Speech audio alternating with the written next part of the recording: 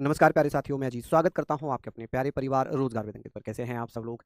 आशा है बहुत अच्छे होंगे, स्वस्थ होंगे, लाजवाब होंगे। तो जल्दी से लाइव आ जाइए, जुड़ जाइए मेरे साथ। हम लोग यहां पर बात करेंगे आज लोकपाल और लोकायुक्त की। एक बड़ा अच्छा प्रश्न बनता है कि सर लोकपाल होता है या कोई लोकपाल संस्था होती है? एक बहुत वहम वाला प्रश्न डाल रखा है कि सर लोकपाल बने हैं। हालांकि हमें भी मजबूरी में लोकपाल ही बोलना पड़ता है। लोकपाल कोई व्यक्ति का नाम नहीं होता। लोकपाल ना ही कोई व्यक्ति बनता है। लोकपाल एक संस्था है जिसमें एक अध्यक्ष होता है जिसे सभापति कहते हैं। और वर्तमान वर्तमान में लोकपाल सभापति हैं अजय मानिकराव खानविलकर। हम सभी लोग जानते हैं इन सारी चीज़ों को। तो एक-एक चीज़ हम पढ़ते हुए चलेंगे और आज ये आपकी पॉलिटी की लास्ट क्लास है, क्योंकि पॉलिटी इसमें अब आपकी खत्म हो चुकी है। पॉलिटी यहाँ पर आपकी अब खत्म हो गई है। ठीक है, चलिए। बड़ा अच्छा लगा आप लोगों के साथ, बड़ा मज़ा आया पढ़ने और पढ़ाने में। हम लोग यहाँ पर पॉलिटी की बात कर रहे हैं और पॉलिटी में जो आज का हमारा टॉपिक है वो है लोकपाल, लोकपाल एवं लोकायुक्त। लोकपाल एवं लोकायुक्त। लोकायुक्त। चलिए इसको आप लोग पढ़िएगा, लोकपाल एवं लोकायुक्त। जब हम ये सारी चीज़ें पढ़ रहे हैं, तो आप लोग मुझे बताइएगा कि सर इसे हम क्या बोल रहे हैं? आप कहेंगे सर लोकपाल एंड लोकायुक्त। ठीक है जी, लोकायुक्त, लोकायुक्त। चलिए सिंपल सी चीज़ें होंगी, युक्ता। ठीक है, तो इसको आप लोग पढ़िएगा अच्छे से। अब बात आती है सर जो लोकपाल शब्द है, ये शब्द हमारे यहाँ का है, भारत की देन है लोकपाल। हालाँकि एक संस्था हुआ करती थी ओम्बुड्समैन। ओम्बुड्समैन कहाँ पर बनाया गया था? सबसे पहले 1809 में। ये जो पद है, यहाँ पर ध्यान रखना, जो ये लोकपाल शब्द है, ये नहीं था। 1809 में, 1809 में, 1809 में ये पद कहाँ बनाया गया था? तो आप कहेंगे सर ये पद कहाँ बना है? कौन भैया बता रहे हैं? चलिए आप लोग मुझे बताते हुए चलिए कि सर ये पद कहाँ बना था? तो ओम्बुड्समैन हुआ करता था। क्या हुआ करता था? ओम्बुड्समैन। ओम्बुड्समैन, यहाँ पर आप लोग लिखेंगे सर ओम्बुड्समैन। चलिए आप बताएँगे ओम्बुड्समैन सर्वप्रथम, ओम्बुड्समैन कहाँ पर? सर्वप्रथम स्वीडन में बनाया गया था। कहाँ पर? स्वीडन में। आपसे क्वेश्चन पूछा जाएगा कि सर जो लोकपाल है, ये लोकपाल तो भारत की देन है, लेकिन ये स्वीडन में ओम्बुड्समैन सर्वप्रथम बना। उसके बाद 1918 में, कब? 1918 में ये ओम्बुड्समैन कहाँ बना था? फ़िनलैंड में। कहाँ पर? फ़िनलैंड। आपसे क्वेश्चन पूछा जाएगा कहाँ पर बना था ये? फ़िनलैंड में। फ़िनलैंड। और उसके बाद 1954 में ये बना था डेनमार्क में। कहाँ पर? आप कह सकते हैं सर डेनमार्क। कहाँ? डेनमार्क में ये पद बनाया गया। उसके बाद 1961 में नॉर्वे। कहाँ पर भैया? 1961 में ये पद कहाँ बना था? नॉर्वे में। आप कहेंगे सर ये नॉर्वे में बना। उसके बाद 1963 में ये पद बना ब्रिटेन में। यानी कि अलग-अलग जगहों पर अलग-अलग तिथियों में ये पद बनाया गया। अब बात आती है कि सर भारत में, तो ओम्बुड्समैन को भारत में किस नाम से जाना गया? भारत में ओम्बुड्समैन का जो नाम है, ओम्बुड्समैन, ये जो नाम है ना ओम्बुड्समैन, इसे क्या नाम दिया गया? ओम्बुड्समैन, ये नाम भैया कब कर दिया गया है? आप लोग मुझे बताइए कि सर जो ओम्बुड्समैन है, इसे क्या बना दिया गया? इसे 1963 में एल.एम. सिंघवी के द्वारा, लक्ष्मीमल सिंघवी इनका पूरा नाम होगा, लक्ष्मीमल सिंघवी द्वारा लोकपाल शब्द दिया। यानी कि भारत में ओम्बुड्समैन जिसे 1963 में लक्ष्मीमल सिंघवी द्वारा लोकपाल शब्द दिया गया। लोकपाल शब्द दिया। ठीक है, शब्द दिया। तो अब ऐसे आप कह सकते हैं कि सर ओम्बुड्समैन ब्रिटेन में नहीं, सॉरी, भारत में लोकपाल शब्द के नाम से जाना जाता है। किसके नाम से जाना जाता है? लोकपाल शब्द के नाम से जाना जाता है। चलिए, अब बात आती है कि सर ये हमने पढ़ा। अब यहाँ पर बात ये आ गई कि सर ये जो लोकपाल है, इसका अर्थ क्या होता है? इसका अर्थ क्या है? मीनिंग क्या है इसका? इसका मीनिंग होता है जनता की शिकायतें सुनने वाला। इसका मीनिंग क्या है? आप कहेंगे सर इसका मीनिंग है जनता की शिकायतें सुनने वाला। जनता की शिकायतें सुनने वाला। ऐसे करके आप पूछ सकते हैं, जनता की शिकायतें सुनने वाला, सुनने वाला। अब भारत में इसकी बात आती है कि सर ये जो है ये एक संस्था है। ये क्या है? एक संस्था है, एक ऑर्गेनाइजेशन है। आप कहेंगे सर ये क्या है? एक ऑर्गेनाइजेशन होगी। कि सर ये क्या हो जाएगा? एक ऑर्गेनाइजेशन हो जाएगी। कि सर ये एक संस्था हो जाएगी, ऑर्गेनाइजेशन। अब जब ये संस्था है, ऑर्गेनाइजेशन है, तो हम लोग यहाँ पर बात करेंगे, हम लोग यहाँ पर बात करेंगे। आप मुझे बताइए, जनता की शिकायतें सुनने वाला, बिल्कुल आपने ठीक कहा। अब हम लोग यहाँ पर चर्चा कर रहे हैं इसके बारे में, तो आप लोग मुझे बताइए कि सर इसे 1963 में लक्ष्मीमल सिंघवी ने ओम्बुड्समैन को क्या नाम दिया था? आप कहेंगे लोकपाल नाम दिया था। ओम्बुड्समैन की स्थापना सर्वप्रथम कहाँ पर होती है? आप कहेंगे सर स्वीडन में होती है। कहाँ पर होती है? सर्वप्रथम स्वीडन में होती है। उसके बाद फिनलैंड, डेनमार्क, नॉर्वे और ब्रिटेन में इसकी स्थापना हो गई। ये सारी चीजें हमने बात कर ली। चलिए आगे हम बात कर लेते हैं, आगे हम बात कर लेते हैं क्या हुआ है भैया, क्या हुआ है? एक चीज हम लोग यहाँ पर पढ़ेंगे। तो आप कहेंगे सर सबसे पहले जब ये बात आ गई तो इसके लिए क्या किया गया? एक भैया प्रथम प्रशासनिक सुधार आयोग बनाया गया। भारत में क्या किया जाता है कि आप कहेंगे सर प्रथम प्रशासनिक सुधार आयोग बनाया गया। नेक्स्ट पेज पे लिखता हूं कि सर ओम्बुड्समैन के लिए या लोकपाल बनाने के लिए क्या किया गया। लक्ष्मण सिंघवी ने क्या किया। लक्ष्मण सिंघवी ने कहा कि भाई भारत में भी स्वीडन की तरह, ब्रिटेन की तरह, नॉर्वे की तरह एक ऐसी संस्था हो जो जनता की, लोगों की शिकायतों को सुने। उसके लिए भैया कांग्रेस सरकार ने 1966 में एक एडमिनिस्ट्रेशन रिफॉर्म कमीशन बनाया, जिसे प्रशासनिक सुधार आयोग कहते हैं। तो भारत में प्रथम प्रशासनिक सुधार आयोग कब बना था। अच्छा प्रश्न बनेगा कि प्रथम प्रशासनिक सुधार आयोग, कि भैया पहला प्रशासनिक सुधार आयोग कब बनाया गया है। चलिए बताइए, पहला प्रशासनिक सुधार आयोग जब हम यहां पर पढ़ेंगे, जिसे हम पढ़ेंगे फर्स्ट एडमिनिस्ट्रेशन, प्रशासनिक को क्या बोलेंगे, एडमिनिस्ट्रेटिव लिखेंगे यहां पर, एडमिनिस्ट्रेटिव रिफॉर्म कमीशन। चलिए ये कमीशन कब बनाया गया था, 1966 में। ठीक है, 1966 में बनाया गया। और इसके अध्यक्ष कौन बने थे, तो आप बताएंगे सर ये कब बना है, 1966 में। इसके प्रथम अध्यक्ष कौन थे, प्रथम अध्यक्ष कौन बने थे, आप कहेंगे सर पहले अध्यक्ष कौन बने थे, क्या नाम था उनका नाम था मोरारजी देसाई। कौन थे, मोरारजी देसाई। मोरारजी देसाई को अध्यक्ष बना दिया जाता है, लेकिन कांग्रेस की सरकार बनी। इंदिरा गांधी जी ने मोरारजी देसाई को किसमें, आप कहेंगे सर यहां पर हम लोग बात कर रहे हैं कि सर मोरारजी देसाई को कांग्रेस सरकार ने कैबिनेट में शामिल कर लिया। जब कैबिनेट में शामिल हो गए, ये वित्त मंत्री बन गए। ये क्या बन गए, वित्त मंत्री बन गए। अब इनके स्थान पर 1967 में अध्यक्ष बने के हनुमंतैया। कौन बन गए, के हनुमंतैया। चलिए के हनुमंतैया भैया अध्यक्ष बन गए। उन्होंने सिफारिश की प्रथम प्रशासनिक सुधार आयोग के माध्यम से कि भारत में एक लोकपाल और लोकायुक्त होना चाहिए, जिसके लिए लोकपाल एवं लोकायुक्त विधेयक 1968 पेश किया गया, लेकिन पास नहीं हुआ। ठीक है, मोरारजी देसाई आप कह सकते हैं यह 1967 में कैबिनेट में शामिल हो गए। किसमें, आप कहेंगे सर कैबिनेट में शामिल हुए। जब ये शामिल हुए तो भैया इनका पद खाली हो जाएगा। तो इनके स्थान पर, मोरारजी देसाई के स्थान पर अध्यक्ष कौन बन गए, अध्यक्ष, इसके अध्यक्ष बन गए के हनुमंतैया। आप कहेंगे सर के हनुमंतैया, आप कहेंगे सर हनुमंतैया। कौन, हनुमंतैया भैया क्या बन गए, अध्यक्ष बन गए। ये कौन बने, अध्यक्ष, किसके स्थान पर, मोरारजी देसाई के स्थान पर। आप कहेंगे सर किसके, मोरारजी देसाई के स्थान पर अध्यक्ष बन गए। मोरारजी देसाई के स्थान पर ये क्या बन गए, अध्यक्ष बन गए। ठीक है जी, अध्यक्ष बने। अब क्या होता है कि इनकी सिफारिश क्या थी, इनकी सिफारिश पर क्या किया गया था, इनकी सिफारिश पर एक अधिनियम पेश किया गया। सिफारिश पर क्या किया गया है, आप कहेंगे सर इनकी सिफारिश पर क्या किया गया, सिफारिश पर प्रथम लोकपाल एवं लोकायुक्त विधेयक पेश किया जाता है। आप कहेंगे सर प्रथम लोकपाल एवं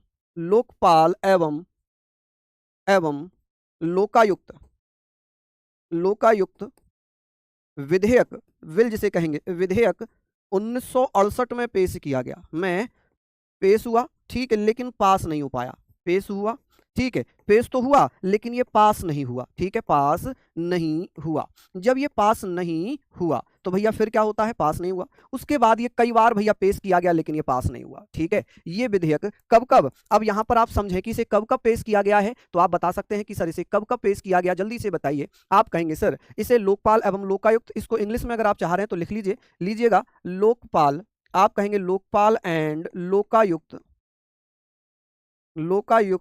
बिल 1968, 1968। ठीक है, चलिए अब यहां पर बात आती है पास नहीं हुआ, फिर कब पेश किया गया, तो आप बताना सर इसे कब पेश किया जाता है, कौन कौन भैया बता देंगे। तो अब इसे क्या किया गया, जब ये पास ही नहीं हुआ तो उसके बाद क्या किया गया, फाइनली ये भैया 2013 में लोकपाल एवं लोकायुक्त अधिनियम पास हुआ। कैसे पास हुआ, याद होगा 2010 में अन्ना हजारे, अरविंद केजरीवाल, कुमार विश्वास, ये सब आंदोलन कर रहे थे भ्रष्टाचार के खिलाफ, क्योंकि भ्रष्टाचार की जांच वगैरह करता है।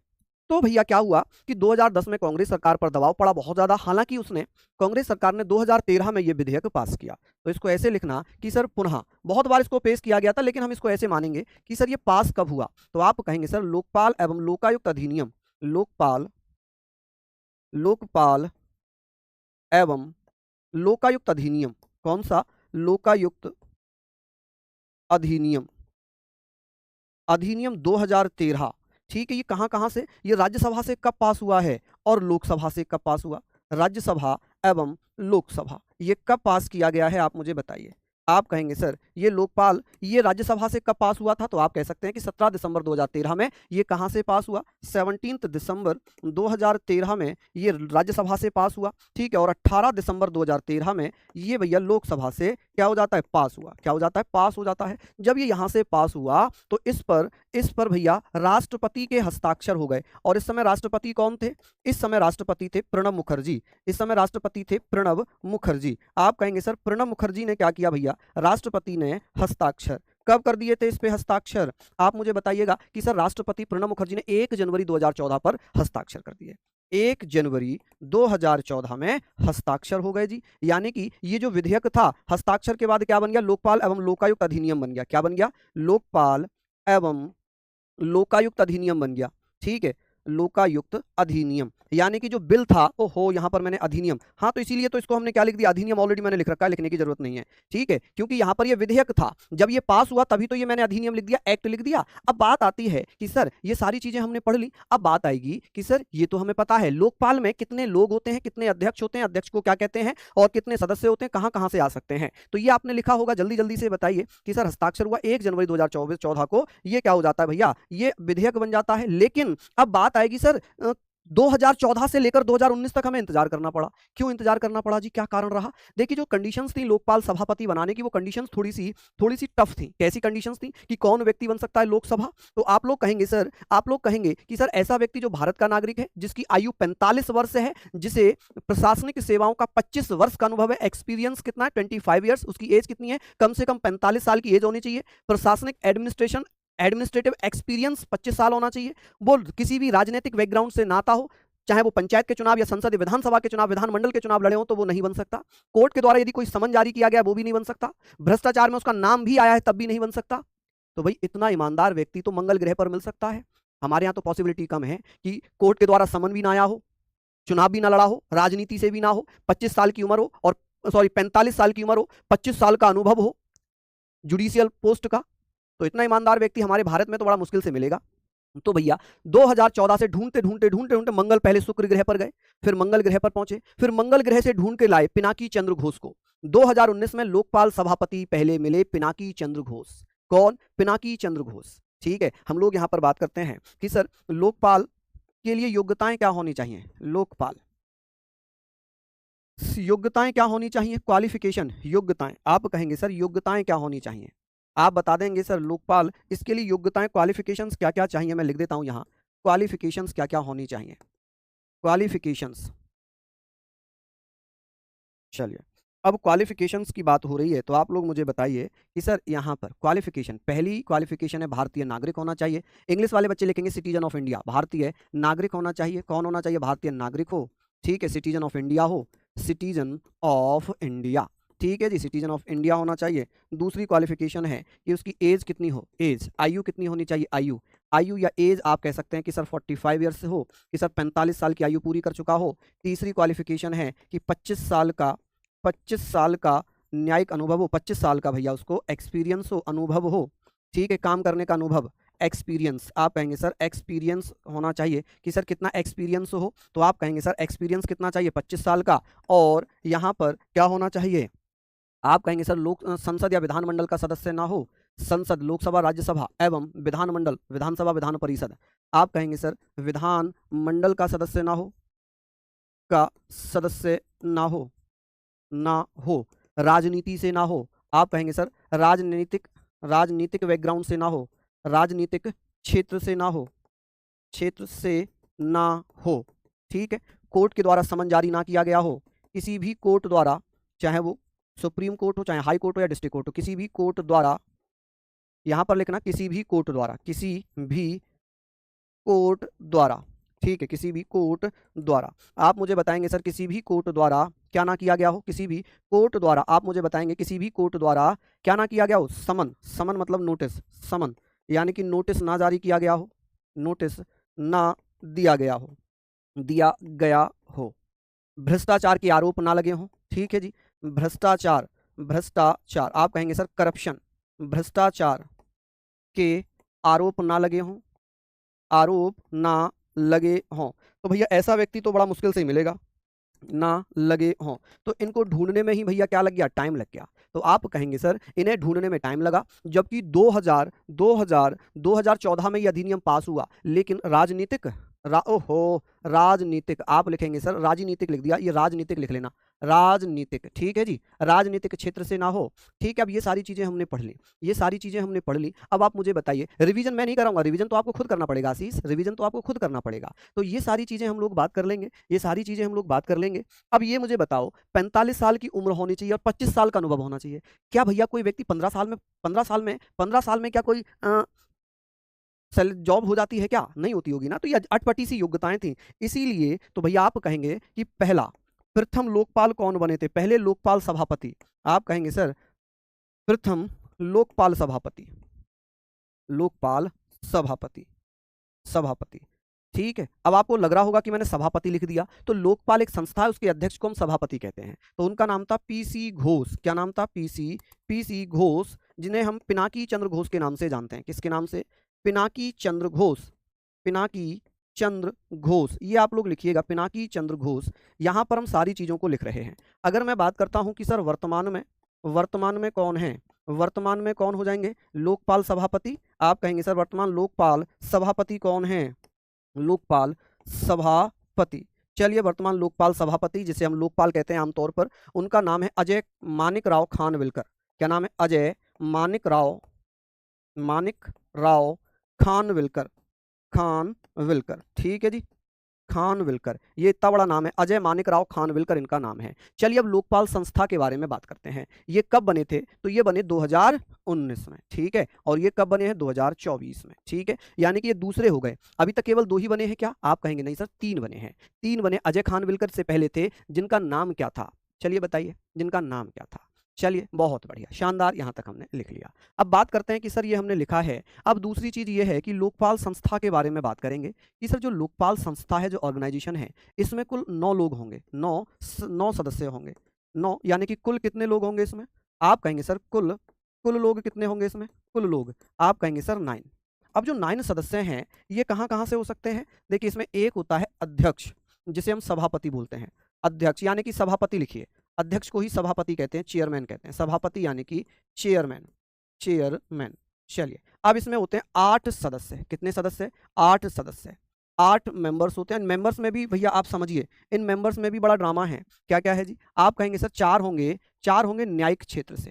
कहाँ से? न्यायिक क्षेत्र से, यानी कि इनका जो बैकग्राउंड हो ना, ये जुडिशियल बैकग्राउंड से हो। कहाँ से? जुडिशियल बैकग्राउंड से, यानी कि जज होने चाहिए। बैकग्राउंड कहाँ से होने चाहिए? जज होने चाहिए। और 4 होने चाहिए गैर न्यायिक क्षेत्र से, गैर न्यायिक क्षेत्र से, नॉन जुडिशियल बैकग्राउंड, न्यायिक क्षेत्र। गैर न्यायिक क्षेत्र का मतलब है नॉन जुडिशियल, आप कहेंगे नॉन जुडिशियल बैकग्राउंड से, बैकग्राउंड से, बैकग्राउंड से, ठीक है जी। चलिए, लिख लेंगे क्या यहां तक?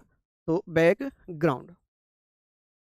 चलिए, अब इन 4 सदस्यों की भी मैं बात कर लेता हूं कि सर ये कहता है कि एक होगा ओबीसी से, एक सदस्य ओबीसी से हो, एक सदस्य एससी से हो, एक सदस्य भैया एसटी से हो, एसटी से, और एक सदस्य कहां से हो? एक सदस्य कहां से हो? एक सदस्य होना चाहिए कहां से माय डियर? आप कहेंगे सर एक सदस्य अल्पसंख्यक हो, माइनॉरिटीज हो, अल्पसंख्यक, अल्पसंख्यक आप जानते हैं माइनॉरिटी से, ठीक है, कहां से हो? माइनॉरिटी, माइनॉरिटी से, ठीक है। अब ये इन्होंने कहा कि भाई ये 4 सदस्य हैं, 4 सदस्य हैं कि एक पिछड़े वर्ग से हो, एक शेड्यूल्ड कास्ट से हो, एक ये एसटी लिखना, इसको एससी ना लिखकर इसको क्या लिखना? एससी, ठीक है, ये एसटी हो जाएगा, ठीक है, एक अल्पसंख्यक यानी कि माइनॉरिटी से होना चाहिए। तो 4 हो गए, लेकिन शर्त ये भी लिख दी, शर्त ये भी लिख दी।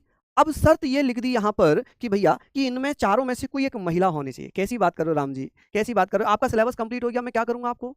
है, चलिए एसटी लिखना, हाँ जी एसटी लिख देना, ये एसटी है, शेड्यूल्ड कास्ट, अनुसूचित जाति, अनुसूचित जनजाति, अन्य पिछड़ा वर्ग, और ये अल्पसंख्यक माइनॉरिटीज। लेकिन ये कहा गया कि इन 4 में कोई एक महिला होना जरूरी, चाहे तो ये ओबीसी की महिला हो जाए, या अल्पसंख्यक से हो जाए, या एसटी से हो जाए, या एससी, इनमें से कोई एक महिला होना जरूरी है, कोई एक महिला होना जरूरी है, एक महिला हो, ठीक है। यानी कि अगर मान लो जैसे कि यहां से एसटी से कोई महिला ले ली, तो वो एसटी कैटेगरी कोई फिल कर रही है और महिला होने कोई फिल कर रही है, तो आप क्या कहेंगे सर? 4 गैर न्यायिक सदस्य हो, 4 जज हो, ठीक है, कौन होने चाहिए, जज। अब बात आती है सर इनकी नियुक्ति कौन करते हैं, नियुक्ति की बात आ जाती है कि सर इनकी नियुक्ति किसके द्वारा की जाती है, कौन करता है। अब नियुक्ति की बात हम यहाँ पर पढ़ेंगे सर, ये सारी चीजें हमने लिख ली। राजनीति में पंचायत के चुनाव हो, कोई भी चुनाव हो, सब राजनीति में आ जाते हैं। नियुक्ति इनकी अपॉइंटमेंट कौन करता है, अपॉइंटमेंट किसके द्वारा किया जाता है, अपॉइंटमेंट की बात आएगी, आप कहेंगे सर अपॉइंटमेंट कौन करेगा, नियुक्ति, नियुक्ति आप कहेंगे सर नियुक्ति किसके द्वारा होगी जी, अपॉइंटमेंट किसके द्वारा होगा, आप कहिएगा राष्ट्रपति के द्वारा। क्या राष्ट्रपति अपनी मर्जी से किसी को भी बना सकते हैं, आप कहेंगे नहीं, वाई प्रेसिडेंट, राष्ट्रपति अपनी मर्जी से किसी को नहीं बना सकते, राष्ट्रपति द्वारा चयन समिति की सिफारिश पर, किसकी, चयन समिति की सिफारिश पर, सिफारिश पर आप कहिएगा sir on the recommendation, on the recommendation of collegium, ठीक है जी, ऑन द कोलेजियम। तो आप कहेंगे सर जो कोलेजियम सिस्टम है, कोलेजियम कमिटी या कोलेजियम कमिटी कह लें, कमिटी, ठीक है जी। अब यहां पर चर्चा यह है कि राष्ट्रपति जो सेलेक्ट कर रहे हैं, अब इनके लिए जो चयन समिति है, इस चयन समिति में कौन कौन लोग होंगे, इसमें चयन समिति के अध्यक्ष होंगे प्रधानमंत्री, कौन होंगे, प्रधानमंत्री होंगे। चयन समिति में कौन होंगे जी, आप कहेंगे भैया इसमें प्रधानमंत्री होंगे, इसमें लोकसभा अध्यक्ष होंगे, इसमें लोकसभा अध्यक्ष को हम स्पीकर कहते हैं, इसमें स्पीकर होंगे, एक तो प्रधानमंत्री, स्पीकर, लोकसभा में विपक्ष के नेता, आप कहेंगे सर लोकसभा में विपक्ष, विपक्ष एपोजिशन के नेता, लीडर ऑफ एपोजिशन, विपक्ष के नेता। चलिए ये हमने पढ़ लिया, विपक्ष के नेता, पीएम स्पीकर, लोकसभा में विपक्ष के नेता। चलिए अब बात आती है सुप्रीम कोर्ट के मुख्य न्यायाधीश, सुप्रीम कोर्ट के मुख्य न्यायाधीश, मुख्य न्यायाधीश, क्या यहां तक आप लिखेंगे, मुख्य न्यायाधीश। चलिए मुख्य न्यायाधीश, न्यायाधीश, और अब इसमें कौन हो गए, इनके इनके इनके इनके सबके बहुमत से एक सदस्य को राष्ट्रपति मनोनीत करते हैं, मनोनीत सदस्य, मनोनीत सदस्य, ये वो सदस्य है जिनको इन सब लोगों के द्वारा एक्सेप्ट करना पड़ता है, और मनोनीत सदस्य राष्ट्रपति द्वारा ही होता है। राष्ट्रपति किसी भी एक सदस्य को मनोनीत करते हैं चयन समिति में, और ये सब लोग मिलकर सलाह देते हैं राष्ट्रपति को, ये सब लोग मिलकर सलाह देते हैं, और इन्हीं की सलाह पर राष्ट्रपति लोकपाल सभापति की नियुक्ति करते हैं। चलिए, अरे अभी तो मैं मैराथन्स में आप लोगों के साथ मिला करूंगा। हाँ जी, जुडिशियल बैकग्राउंड में यह है कि जो जज वगैरह होते हैं वो जुडिशियल बैकग्राउंड से आते हैं। नॉन जुडिशियल बैकग्राउंड का मतलब है कि जो जज नहीं होंगे, जैसे कि कोई अच्छी सोशल सर्विस से हो, जैसे कि कोई कार्य करता रहा हो जो एनजीओ से हो, जिसको सामाजिक ज्ञान हो, जिसको वित्त ज्ञान हो, सारी चीजों से संबंधित हो। नहीं, मैं अलग थोड़ी हो रहा हूं, मैं तो आपके साथ हूं, मैं यूट्यूब पर आपका रिवीजन कराता रहूंगा। आज लास्ट क्लास जरूर है, लेकिन मैं यूट्यूब पर तो आपकी रिवीजन कराता रहूंगा ना। चलिए चलिए, बहुत बढ़िया, लिख लीजिए यहाँ तक। मैंने आपको इस तरीके से अच्छे नोट्स बनाए, आप कोई भी एग्जाम देंगे ना तो ये नोट्स आपको बार बार बनाने की जरूरत नहीं पड़ेगी, बिल्कुल भी बार बार नोट्स को बनाने की जरूरत नहीं पड़ेगी, ठीक है। अब बात आ गई सर, ये हमने पढ़ लिया जी, ये सारी चीजें हमारी हो गई। अब हम बात करेंगे सर इन्हें शपथ को, आपको इस तरीके से अच्छे नोट्स बनाए, आप कोई भी एग्जाम देंगे ना तो ये नोट्स आपको बार बार बनाने की जरूरत नहीं पड़ेगी, बिल्कुल भी बार बार नोट्स को बनाने की जरूरत नहीं पड़ेगी, ठीक है। अब बात आ गई सर, ये हमने पढ़ लिया जी, ये सारी चीजें हमारी हो गई। अब हम बात करेंगे सर इन्हें शपथ कौन ग्रहण कराता है, लोकपाल या सदस्यों को, लोकपाल, लोकपाल एवं सदस्य, इन्हें शपथ कौन दिलाता है, ओथ, इन्हें ओथ किसके द्वारा दिलाई जाती है, ओथ या शपथ, आप क्या कह सकते हैं सर, इन्हें शपथ राष्ट्रपति दिलाता है, कौन, राष्ट्रपति दिलाता है। चलिए अच्छा, इनका कार्यकाल क्या है, लोकपाल का कार्यकाल क्या होगा जी, कार्यकाल, चलिए आप कहेंगे सर लोकपाल का कार्यकाल क्या है, ठीक है, जल्दी से बताइए लोकपाल का कार्यकाल।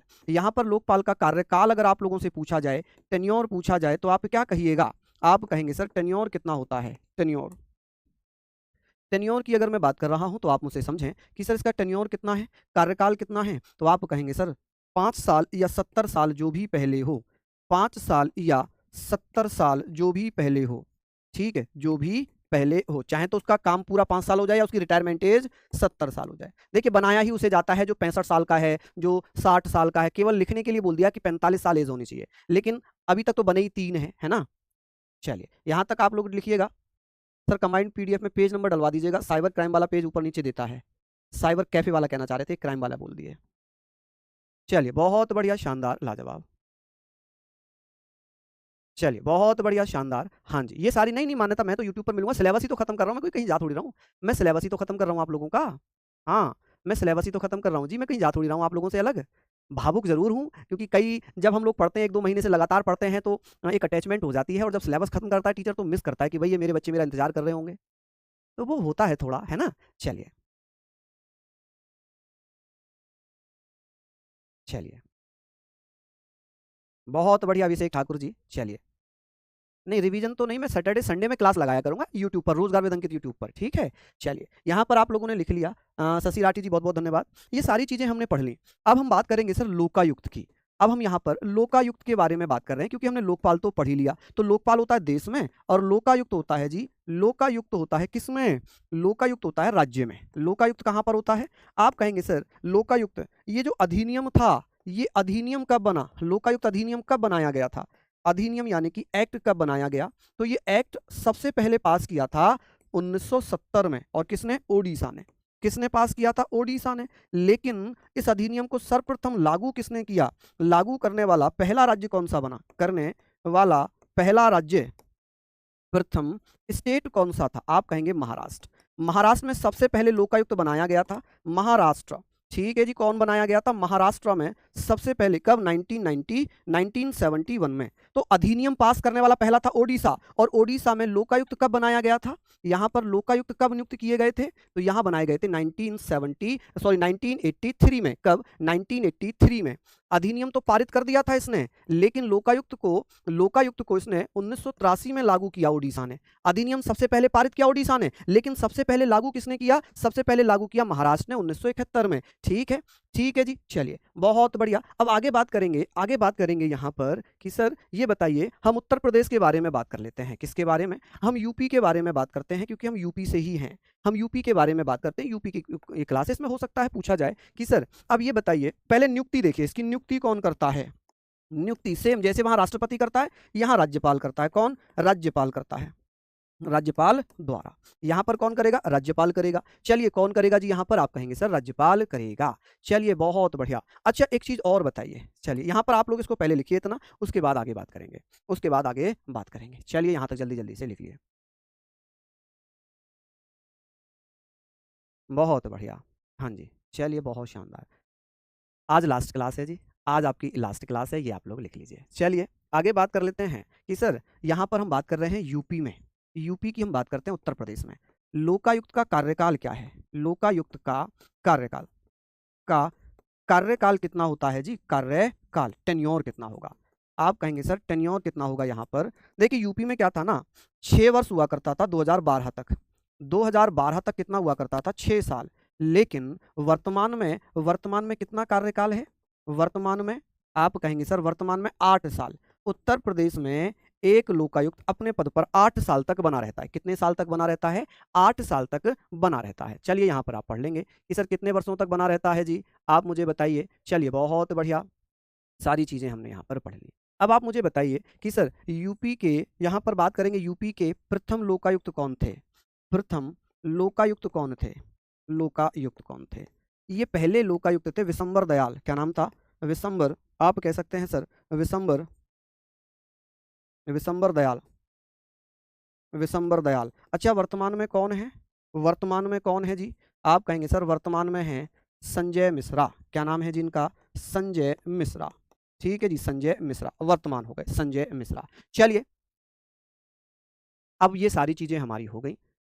ठीक है, अब क्या कर दिया है? अब इसको देखते हुए आरबीआई ने भी लोकपाल बना दिया। हर बैंकों में लोकपाल होते हैं कि यदि बैंक में कोई व्यक्ति परेशान है तो वो सीधे लोकपाल से संपर्क कर सकता है। ठीक है, लोकपाल में शिकायत कर सकता है। अब इनका काम क्या है? ये काम क्या करते हैं? तो ये जनता की शिकायतों की सुनवाई करते हैं, भ्रष्टाचार की जांच करते हैं। किसकी? आप कहेंगे सर जो भ्रष्टाचारी होते हैं उनकी जांच करते हैं। चलिए, ओम यादव कह रहे हैं आज मेरा पहला कमेंट है, मेरा पहला कमेंट है। आप यूट्यूब पर जो जब भी क्लास में मैं मिस करूंगा आपको सर, धन्यवाद। अच्छा, ये मान्यता जी हैं। प्राची भैया जी, आप बहुत अच्छे से पढ़ाए, सब क्लियर करके थैंक यू। और अभिषेक जी, कभी कभी रिवीजन बिल्कुल लगाऊंगा जी, रिवीजन। ओम यादव कह रहे हैं सर पहला, ये मेरा पहला और आखिरी कमेंट है, मैंने पूरे नोट्स हाथों से लिख लिया, आप एकदम लाजवाब पढ़ाते रहे, बहुत बहुत धन्यवाद। सर आपकी बुक में 1972 लिखा है महाराष्ट्र, गलत लिखा है 1972। गलत लिखा है 1972। चाहे वो हमारी क्लास में हो या कहीं भी हो, गलत तो गलत है। अगर ऐसा है तो उसको हम करेक्ट करा देते हैं। महाराष्ट्र में 1971 में लोकपाल एवं लोकायुक्त अधिनियम लागू किया गया था। ठीक है जी, चलिए, तो ये आपकी पूरी पॉलिटी खत्म हो गई है यहाँ पर। अब आप मुझे बताएं कि आपको यदि कोई मुझसे शिकायत है या कोई दिक्कत है तो प्लीज़ ज़रूर बताइएगा। हालांकि मैं आपको बहुत मिस करने वाला हूँ। रियल में आपने बहुत मेहनत की, बहुत प्यार दिया, बहुत सम्मान दिया। मैं तहे दिल से शुक्रगुजार हूँ आपका, आप लोगों के प्यार का, आप लोगों के इस सम्मान का। जब पहली क्लास होती है तो लगता है कि पता नहीं बच्चा क्या करेगा, बच्चा समझेगा, नहीं समझेगा, जल्दीबाजी करेगा। लेकिन आप लोगों के बैच में ऐसे लगा कि एक बड़े भाई के नाते, एक बड़े भाई के जैसे आप लोगों से मुझे प्यार मिला। मैंने भी आप लोगों को अपने छोटे भाई-बहन की तरह ही समझा और आप लोगों से बेहद स्नेह, बेहद प्रेम किया। और मैं थोड़ा-सा, कहते हैं ना कि जब अ, कहीं रहने लग जाओ बहुत दिनों तक तो वहाँ पर थोड़ा अटैचमेंट रहता है। तो आप लोग तो ख़ैर हमारे दिल के अंदर हैं। अब मैं कल जब ऑफ़िस आऊँगा और आपकी क्लास में नहीं लूँगा तो मुझे महसूस होगा कि मेरे छोटे भाई-बहन मेरा इंतज़ार कर रहे होंगे। तो वहाँ पर थोड़ा-सा मुझे फ़ील होगा, लेकिन मैं चाहूँगा कि आप लोग सब सिलेक्शन लेकर आएँ। आप लोग सब भैया, सभी बहन सिलेक्शन लेकर आएँ। मेरी दिल से भगवान से यही प्रार्थना है कि इन छोटे भाई-बहनों को, इन शैतानों को सिलेक्शन दे, इनके घर में नौकरी आए, इनके घर में इनके माँ-बाप के सपने पूरे हों। जो भी सपने इन्होंने देखे हैं वो सपने वो पूरे हों। जो सच्ची निष्ठा से देखे गए हैं वो सभी सपने साकार हों। ठीक है? तो फिर मिलेंगे हम आप लोगों से संडे सैटरडे यूट्यूब पर पॉलिटी के रिवीजन क्लास में। ठीक है? बाकी जब मैराथन्स आएँगी गागर में सागर तब भी हम लोग आप लोगों से रूबरू हो रहे होंगे। चलिए, तो सभी को बहुत-बहुत धन्यवाद। Love you all. जय Hind. Bye bye. Love you all.